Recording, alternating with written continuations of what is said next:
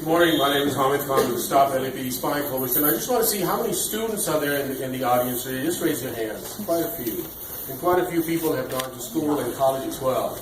And contrary to what you may have read in theory about civic engagement and civic participation, what you're also seeing is a mockery of what civic participation means. And how for years and years and years, community members and people come to these bodies, which are supposed to be representing our interests. You have Robert Salzman, who's a law professor. You have Kathleen Kim, who's a law professor. You have Sandra Figueroa, who's an ED of a nonprofit. You would think that these three people would have some sense when our human rights and our civil rights are being constantly violated. Well, let's not think of Steve Soboroff because, that's a land developer, so profit is the main motive. But the issue here is that last week, LAPD murdered 29-year-old Brandon Glenn.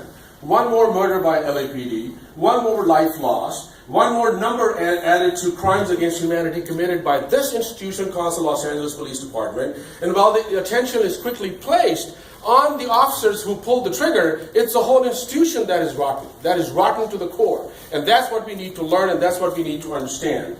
Just 5 weeks before Brandon Glenn was murdered in Venice, they murdered another man, Charlie Africa, in Skid Row. 5 days before that, before March 1, when Charlie Africa was killed, the Stop LAPD Spying Coalition submitted an 8-page letter detailing racial profiling, detailing their community sham hearings, detailing the militarization of LAPD, detailing that how LAPD, including Chief Beck, who's supposed to be the police chief, how he covered up when their officers broke antennas when the Department of Justice, a federal agency, had placed those conditions on them.